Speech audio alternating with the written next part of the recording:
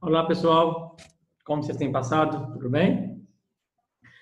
Vamos continuar o estudo do direito de nacionalidade. Nós terminamos, me parece, com o tópico diferença entre limitações aos brasileiros naturalizados, não é isso?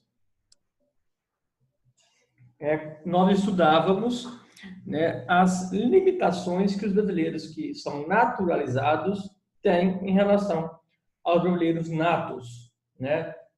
Nós vimos aí várias limitações previstas na Constituição, as quais o brasileiro naturalizado sofre, limitações que o brasileiro naturalizado sofre em relação ao nato, né? Aí nós vamos dar prosseguimento e agora nós vamos estudar a diferença, as limitações que o estrangeiro tem em relação ao brasileiro, tá? Nós acabamos de ver diferenças no que tange à fruição de direitos entre brasileiros, natos e naturalizados, ok? Agora nós vamos ver a diferença em direitos entre o estrangeiro e o brasileiro, tá certo? Primeira definição de estrangeiro é aquele que tenha nascido fora do território brasileiro, sem se enquadrar nas condições de brasileiro nato, né? Porque ele pode ter nascido fora do país, mesmo assim ser brasileiro, né? A gente viu hipóteses em que nasceu filho do embaixador que está a serviço do Brasil, por exemplo, né? Ele pode nascer no país e imediatamente o pai dele foi lá e registrou na embaixada, né? Falei com vocês. Então, é aquele que tem nascido fora do território brasileiro, sem ser brasileiro nato, né? E que não tenha adquirido a nacionalidade brasileira na forma de Constituição. Pode ser alguém também que nasceu na Croácia e se naturalizou brasileiro. Então, sim, estrangeiro, vamos falar bem diretamente. Estrangeiro é aquele que não é brasileiro, nato nem naturalizado, né? Olha que interessante, a lei concede os mesmos direitos aos estrangeiros e brasileiros, os mesmos direitos, né? Em regra geral. Tanto que no artigo 5º, o caput, né, fala aos brasileiros e estrangeiros que estejam no país. Direitos fundamentais. Por ali que já veio. Os direitos fundamentais já foram destinados também aos estrangeiros. Agora, algumas dão exceções, que a gente fala em que o estrangeiro não terá direito, assim como tem o brasileiro. Por exemplo, no artigo 5º, inciso 31, traz para a gente a questão patrimonial na sucessão. Né? A sucessão, vocês vão estudar no direito civil, eu acho que é a última matéria do direito civil, depois direito da famílias, direito reais, não reais, depois família, depois sucessões. Sucessões, né, trata da herança, o cidadão morre e deixa para a sucessão de bens, deixa para os seus herdeiros, né? E no artigo 5º, inciso 31, fala que a sucessão de bens de estrangeiros situados no país será regulada pela lei brasileira em benefício do cônjuge ou dos filhos brasileiros, sempre que não lhe seja mais favorável a lei pessoal do decujus. Decujus, né, vocês já ouviram falar, é morto, do morto, né? Então, o estrangeiro morreu e ele tem bens aqui no Brasil, tá certo? Nós vamos aplicar para ele a lei brasileira, Por que a lei brasileira? Porque é aqui que estão situados os seus bens. Ah, mas ele nos Estados Unidos fala que deve ser partilhado de tal maneira que vai metade para a mãe dele, tantos por cento para o avô, não interessa. Como que a lei do Brasil, o bem dele está aqui? Então ele vai usar a lei daqui, tá? No final fala, sempre que não lhe seja mais favorável a lei pessoal do decujus, em benefício do cônjuge ou dos filhos. Gente, por quê? Porque pode ser que a lei pessoal do decujus, a lei do país dele lá, vai beneficiar mais ainda os filhos e a esposa dele aqui brasileiros. Aí, nesse caso, vai poder usar a lei dele lá. Mas o que é certo nós vamos estar observando aqui o interesse de quem? Dos brasileiros. De quem ficou, de quem sobreviveu, da mulher dele, dos filhos dele. Tá? não vamos usar a situação, a lei, lá, o testamento que ele fez lá no país dele. Nós vamos olhar a situação que beneficia mais os brasileiros, tá certo? Próximo, Constituição Federal de 88, artigo 172. O que traz para a gente? A lei disciplinará, com base no interesse nacional, os investimentos de capital estrangeiro, incentivará os reinvestimentos e regulará a remessa de lucros. Gente, na Constituição, abram aí, artigo 172, trata do direito econômico. Seguinte, o cara quer vir para o Brasil, de outro país, dos Estados Unidos, da China, a montar uma empresa aqui, beleza, monta sim. A gente quer que monta, o Brasil é aberto, queremos dinheiro de fora, mas não é de qualquer jeito que você vai levar o dinheiro embora. Não é do jeito que você quer que você vai fazer a remessa do lucro para fora. Tá? O Brasil vai regular isso aí. Vai ter lei que vai falar tantos por cento você tem que reinvestir no Brasil, que é o reinvestimento. Tantos por cento você tem que gastar com os trabalhadores, tantos por cento com a ação social, né? Tantos por cento tem que incentivar aqui, isso, aquilo lá mais. Não é assim, não. Você não vem aqui, pega o dinheiro e leva tudo, não. Tá certo? Então, o estrangeiro tem essa limitação da maneira como ele vai explorar a economia aqui no Brasil. Tá certo? Artigo 172. De novo, vamos ver outra diferença do estrangeiro. Artigo 176, no mesmo capítulo lá do direito econômico. Ó, há jazidas, em lavra ou não, e demais recursos minerais, e os potenciais de energia hidráulica constituem propriedade distinta da do solo, para efeito de exploração ou aproveitamento, e pertencem à União, garantida ao concessionário a propriedade do produto da lavra.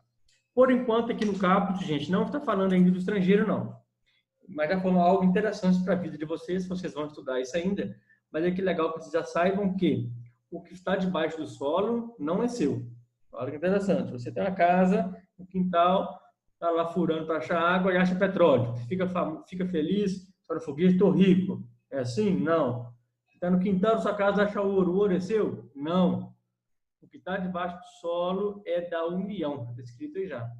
Pertence à União, tá certo? Não é seu. Nunca será. Você pode ser um concessionário. Você vai poder explorar, né, isso que você achou na sua casa. Mas quem é dono é a União. Você vai ter uma porcentagem por ser concessionário e tal, etc e tal. Agora, o que vem no parágrafo primeiro é o que serve para a gente agora nessa matéria. A pesquisa e a lavra de recursos minerais e o aproveitamento dos potenciais, aqui se refere o caput, né, que nós acabamos de ler, somente poderão ser efetuados mediante autorização ou concessão da União, no interesse nacional, por brasileiros ou empresa constituída sob as leis brasileiras e que tenha sua sede e administração no país, na forma da lei, tá vendo? Que estabelecerá as condições específicas quando a atividade desenvolver na faixa produtiva. Gente, então, essa questão, essa matéria que está sendo tratada aqui, energia hidráulica, mais aqui, recursos minerais, jazidas de minerais, olha aqui, só pode ser efetuada por brasileiros, aqui, não estrangeiros, ou empresa constituída sob as leis brasileiras, e ainda tem a sua administração no Brasil. Aqui. Então tá. Beleza? Outra diferença. O estrangeiro não acha que vai vir aqui e vai explorar nosso ouro assim, não. Tá certo? Se for explorar, vai abrir uma empresa aqui no Brasil, uma empresa brasileira. Outra diferença, vamos ver mais uma diferença de tratamento entre o brasileiro nato, naturalizado, tanto faz, e o estrangeiro. Esse artigo 222, nós vimos na aula passada. O caput a gente viu. O que fala o seguinte: a propriedade de empresa jornalística, radiodifusão sonora, sons e imagens, é a privativa de brasileiros. E nós vimos na aula passada que de brasileiros natos, tá vendo?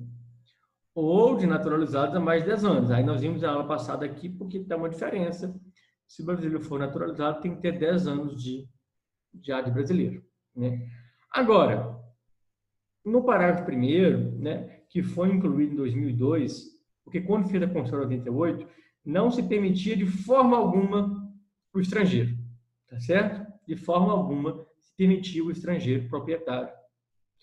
Faz sentido, né? Porque até o naturalizado tem que ter 10 anos, o naturalizar o brasileiro, o estrangeiro que se naturalizou e virou brasileiro, existe para ele 10 anos, então estrangeiro de forma alguma. Foi assim de 88 até 2002, bastante tempo, né? São 15 anos, né, nesse regime. Aí, uma emenda constitucional alterou para permitir que o estrangeiro fosse dono em até 30%. Então, agora, olha, em qualquer caso, pelo menos 70% do capital total deverá pertencer a brasileiros natos ou naturalizados há mais de 10 anos. 70%. Tá vendo? Então, agora, o estrangeiro está sendo tratado diferente aqui porque ele pode ser dono do emprego dessa em até 30%. O brasileiro nato e o naturalizado há mais de 10 anos pode ter 70%. Né? Aí, logo em seguida que fez isso, a SBT vendeu, então, 30% dela para a Televisa, que é mexicana. Né? O Silvio Santos foi lá, fez um lobby, talvez, no Congresso para aprovar essa emenda. A emenda foi aprovada, aí o Silvio Santos pôde vender 30% da sua empresa de televisão para a mexicana Televisa, né? Mais que isso, não pode.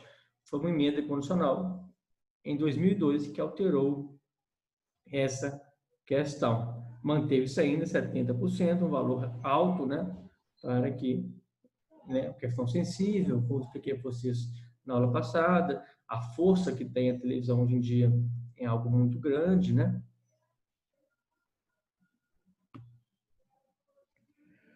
Vamos prosseguir. Deu uma travada aí o slide, né? Vamos prosseguir. De novo, mais uma diferença entre o estrangeiro e o brasileiro que estão previstos na Constituição. Agora, lá no capítulo que trata da família, artigo 227, fala que é dever da família, da sociedade, do Estado assegurar à criança, ao adolescente, ao jovem, com absoluta prioridade, direito à vida, saúde, alimentação, educação, lazer, cultura, dignidade, respeito, liberdade, convivência, além de colocá-los a salvo de toda forma de negligência, discriminação, exploração, violência, crueldade e opressão. Bacana, muito bonito. Vocês vão estudar ainda o direito de família, né, no direito civil. E quando for estudar, vocês vão aprender sobre a adoção. Existe a lei da adoção no Brasil. Se querem adotar uma criança órfã, né? Existe a lei que vai regular. Fato é que o parágrafo 5º do artigo 227 já traz a questão sobre estrangeiros. Olha aqui. A adoção será assistida pelo poder público na forma da lei, que estabelecerá casos e condições de sua efetivação por parte de estrangeiros. Certo? Então, aqui a Constituição já falou, olha, nós vamos ter que regular isso aí, como que vai ser a adoção por parte de estrangeiro. O estrangeiro não vai chegar aqui no Brasil e pegando as criancinhas de qualquer maneira, não. Né? Então, existe a lei da adoção, vai regular e vai trazer mais requisitos, mais empecilhos, mais aí, requisitos mesmo, para que o estrangeiro possa adotar. Então, vai ser requisitos diferenciados em relação ao brasileiro, né? Eu, particularmente, acho que não deveria ter muito requisito assim também, não. Alguma coisa assim, a gente tem que estar sempre preocupando com o bem-estar da criança acima de tudo, tá certo? Uma precaução. Mas não dificultar demais, por conta, né, que a demanda é muito grande, né? Existe muita criança em orfanato precisando ser adotado, né? E se dificultar demais para o estrangeiro, não é porque o estrangeiro quer má pessoa, né? Acaba que a criança vai ficar aí sem ser inserida numa família, vai ser privada de total fruição de uma família, né? Mas a lei civil que vocês vão estudar deve sim ter feito alguns requisitos por achar que o direito, e por ter certeza que o direito da criança está acima de tudo. Nós temos que resguardar mesmo, mas só tomando esse cuidado, que não deve de ser de tal maneira que impeça, de tão dificultoso que impeça. Não pode ser assim também, né? Mas aí não é a minha matéria, não é meu campo. Vocês vão estudar isso lá no direito civil. Beleza, gente? Muito bom. Então, nós terminamos aqui agora o estudo das diferenças da aquisição e gozo de direitos por brasileiros e estrangeiros, algumas dessas diferenças citadas na Constituição Federal. Bacana. Gente, agora, muito importante isso aqui.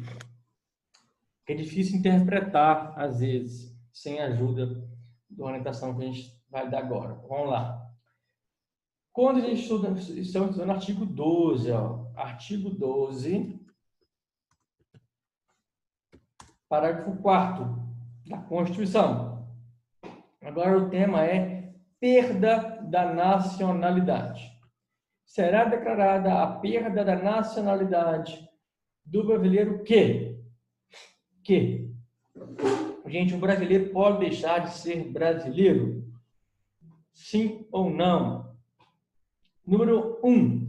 Aquele que tiver cancelada sua naturalização por sentença judicial em virtude de atividade nociva ao interesse nacional.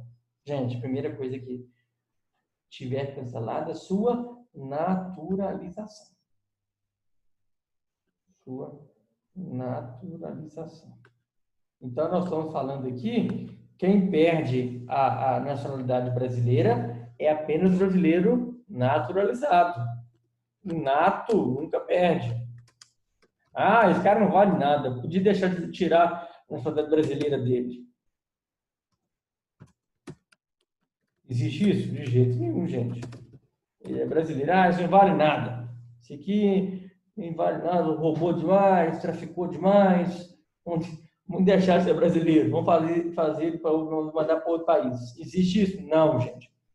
O brasileiro nato não perde, não deixa de ser brasileiro, tá certo? Não deixa de ser brasileiro. Bacana? Quem perde é o brasileiro naturalizado, aquele que estudamos na aula passada, que se tornou brasileiro ou de forma originária ou de forma extraordinária. Estão lembrados da última aula? Brasileiro naturalizado. Pode ser uma naturalização ordinária ou extraordinária. Extraordinária, ficar 15 anos ininterruptos no Brasil sem ser condenado criminalmente. Extraordinária. Ou então ordinária, segundo a lei específica. Trouxe para vocês os requisitos ali do site da Polícia Federal, ok? E esses sim, se praticarem uma atividade nociva ao interesse nacional, vamos pensar, praticando atos antidemocráticos, né? Praticando atos de terrorismo, né? Praticando atos de vandalismo contra instituições democráticas.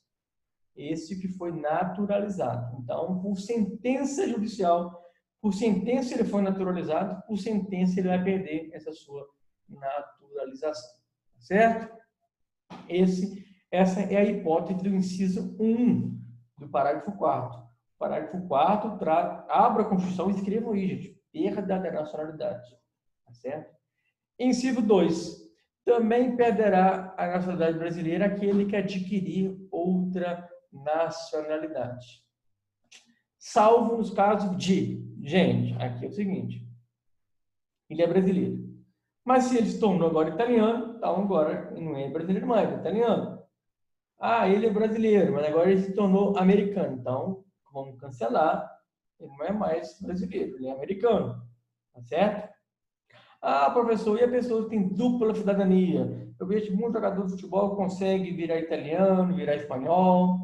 Então, aí que nós vamos ver agora as exceções. Exceção, você só pode ter uma nacionalidade.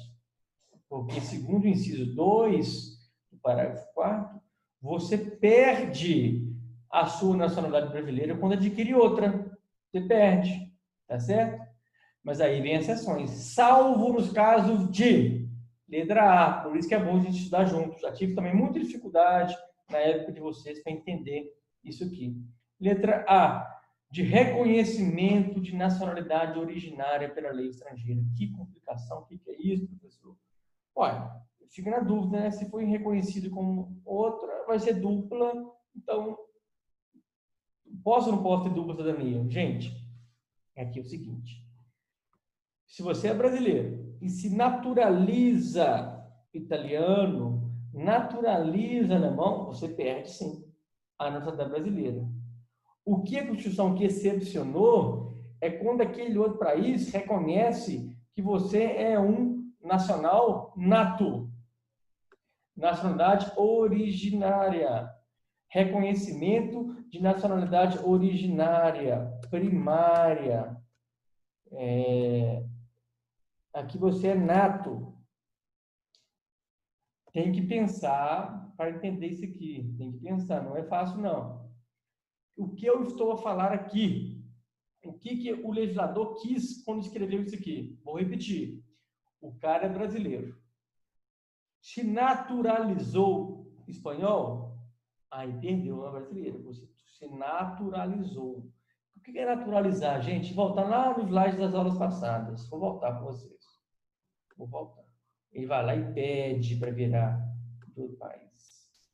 Ele pede aqui. Secundária. Estamos falando se adquire por fato voluntário depois do nascimento. Ele foi lá e pediu.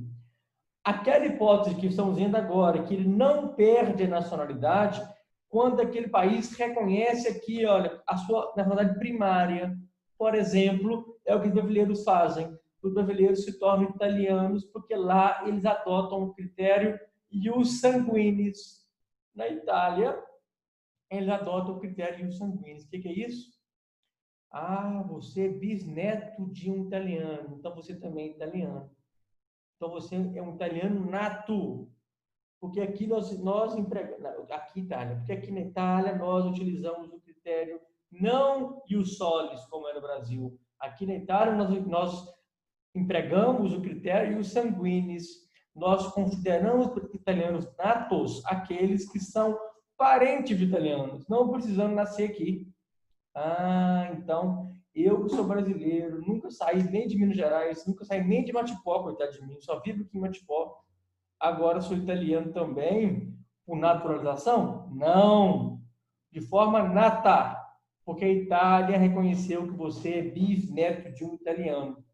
Se você é um bisneto de um italiano, segundo a lei deles, que adota o critério sanguinis, basta ser neto de um italiano, então você é italiano nato. Se você é nato de lá, você também é nato daqui, então você pode ser brasileiro e italiano.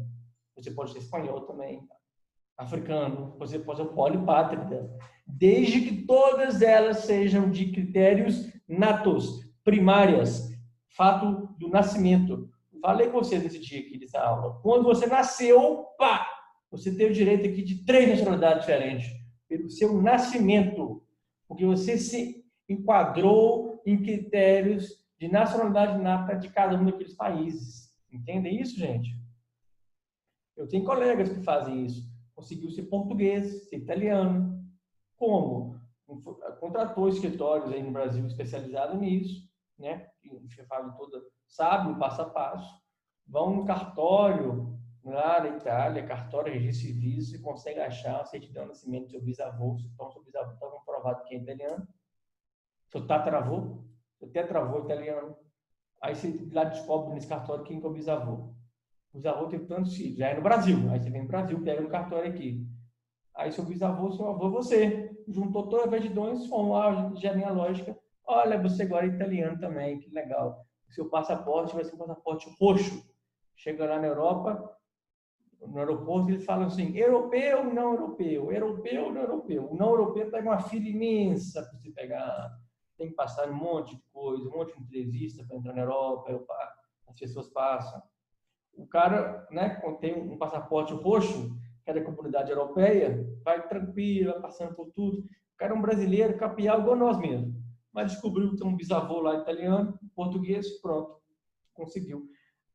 Ele deixou de ser brasileiro por isso? De jeito nenhum. Ele é brasileiro, do mesmo jeito.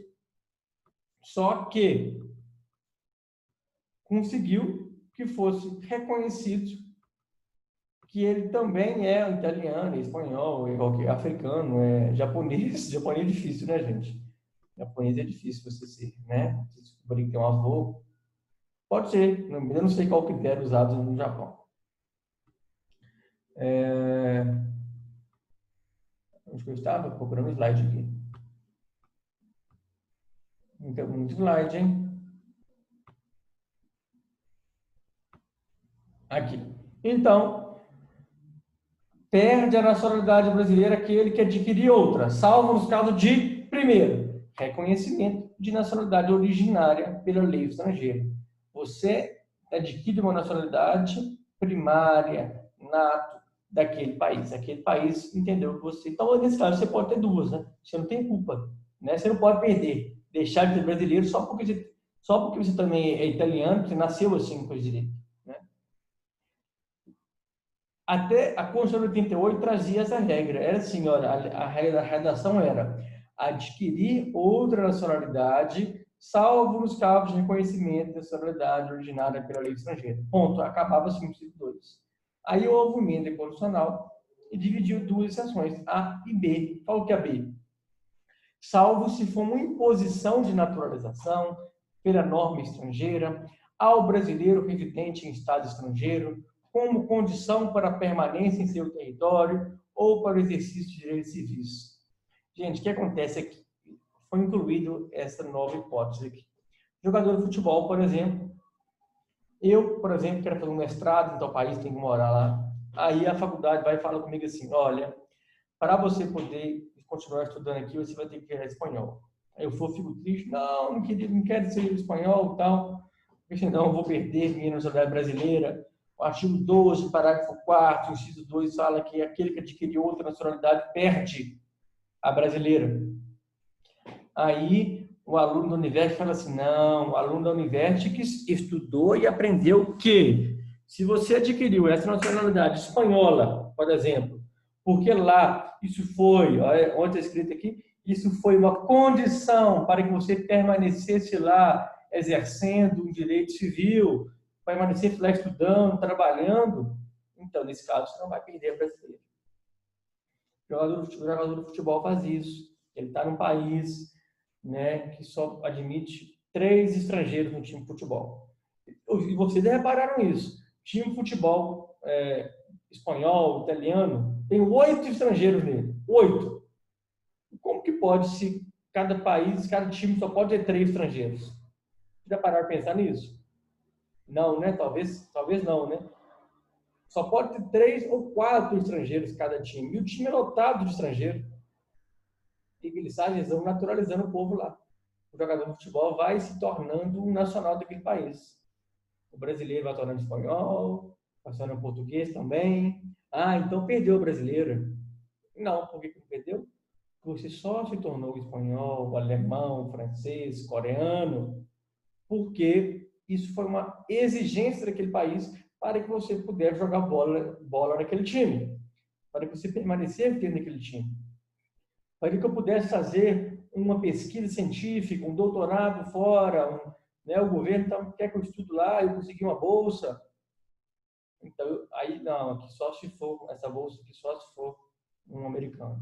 Então, você vai naturalizar lá e não vai perder a brasileira, porque foi incluída essa nova exceção aqui. E é bacana isso, né, gente? Muito bacana. Tá bom? Muito bom. Então, terminamos assim. Perda da nacionalidade, artigo 12, parágrafo 4º. Gente, na próxima aula, nós vamos dar os conceitos importantes que a gente tem que saber, que são o que é asilo político, o que é extradição, expulsão e deportação. Ok? Muito interessante. Aí nós fechamos a matéria de direitos de nacionalidade e na aula seguinte, aqui nosso estudo dirigido, porque a gente sempre fecha um conteúdo com estudo dirigido, né? Para vocês estudarem e ficarem fera. Ok? Muito bem. Vou descansar agora, né? Estou aqui em BH, como vocês sabem. Daqui a pouco vou fazer mais uma visita ali, né? A meu pai. Como vocês sabem, obrigado pelo apoio de todos. Com fé em Deus, nós vamos sair dessa. Obrigado, um abraço.